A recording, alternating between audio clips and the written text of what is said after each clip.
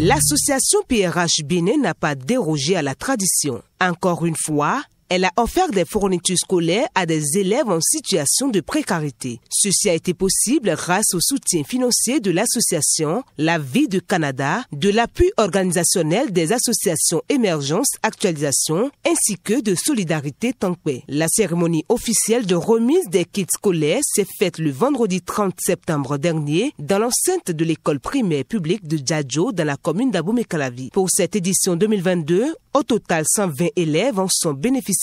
Georgette Aklesou, présidente de l'ONG Émergence Actualisation, nous parle ici des motivations de cette action. C'est toujours un plaisir de venir en aide aux parents et aux enfants en situation de vulnérabilité, surtout en début d'année scolaire parce que c'est une période qui est assez difficile pour les parents.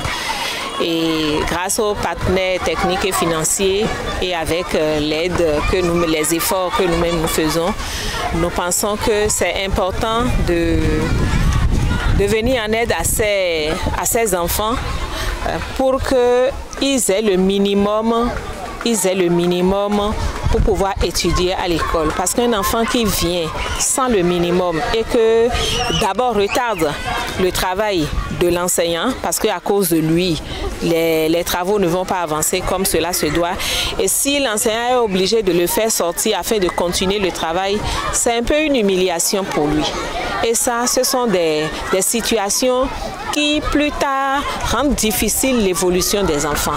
Et c'est pour ça que nous faisons cet effort-là depuis quelques années grâce au soutien de l'association La Vie du Canada. Nous faisons cet effort-là pour venir en aide à ces enfants. L'année passée, c'était 50. Mais cette année, on a voulu passer à 120 pour que le maximum d'enfants soit pris en compte et que ils aient le minimum pour pouvoir avancer.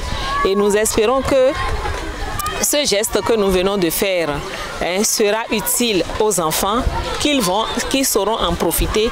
Et comme nous l'avons dit en début de séance, que les parents vont nous accompagner et vont accompagner ces enfants-là pour la réussite de leur année académique. Parce que sans ça, sans les parents, on ne peut rien faire. Ce sont les parents qui doivent nous accompagner, qui doivent accompagner les enfants. Donc c'est pour ça que nous les avons obligés à être là. Pour entendre, c'est une façon de dire, vous avez l'obligation d'assumer votre responsabilité auprès de vos enfants. Cahiers, vrais dessinateurs, stylos et bien d'autres matériels d'études sont autant d'éléments qui constituent l'essentiel des kits qui allègent les charges liées à l'achat de fournitures scolaires par les parents. À travers la voix de Michel Samson Benameto, les bénéficiaires ont manifesté leur joie et leur sincère reconnaissance à l'endroit de leurs donateurs. Nous, récipiendaires de l'EPP à Gorée-Forêt, remercions l'association La Vie de Canada, Émergence et Actualisation et Solidarité Tankwe. Nous tenons à adresser nos sincères remerciements à l'endroit de l'ONG que ce geste grandiose nous donne la prospérité. Merci. Pour sa part, le président de PRH Bénin, Kossi Maurice Anangounou, met un point d'honneur sur le suivi de cette œuvre. Cet acte-là, en fait, c'est juste pour diminuer la précarité. Donc c'est pour agir sur les conditions de vie des enfants. On sait qu'il y a 3 facteurs pour que les enfants réussissent. Nous avons les facteurs en lien avec les conditions de vie. Donc la distribution de kits est pour améliorer un peu ces conditions de vie. Le deuxième facteur, c'est les compétences des parents, les compétences éducatives des parents. Donc nous avons prévu 4 rencontres pour l'année. La première rencontre en octobre maintenant, la deuxième rencontre aura lieu en janvier, la troisième en avril et la quatrième en juin pour faire le bilan de l'année scolaire. Tout au cours de ces rencontres, on va aider les parents, les informer, renforcer leur capacité éducative afin qu'ils exercent un peu leur responsabilité parentale de façon constructive pour cet enfant. Et puis après, s'ils voient que les enfants ont des comportements qui vont les les exacerber. Nous sommes là pour les accompagner et en même temps aussi aider les enfants à améliorer leur comportement. Donc c'est un peu ça ce qui est le troisième facteur, c'est-à-dire le comportement de l'enfant. Notre reconnaissance à l'association canadienne La Vie. Sans cette association, nous ne pourrons rien faire. C'est une association qui a le sens de la fraternité universelle, qui depuis des milliers de kilomètres le Canada nous aide ici. Ils ont aidé la communauté de Godomé, ils ont aidé la communauté de Womé et aujourd'hui ici c'est la communauté de Tankwe qui est en train de bénéficier de ça.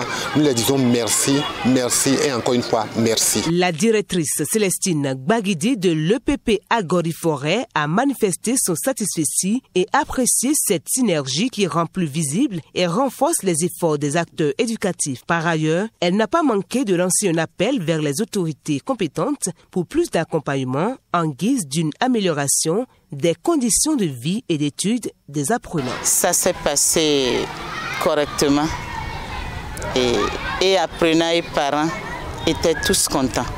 Et nous demandons encore de l'aide à tous ceux qui pourront nous aider à au moins décoiffer la toiture, changer la charpente et les feuilles de tôle.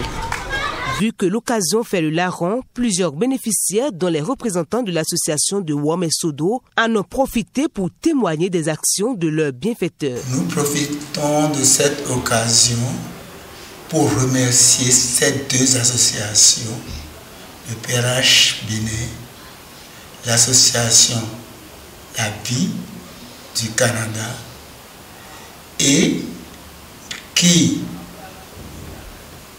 nous permet également à chercher notre autonomie. Nous vous remercions. Merci, merci, merci.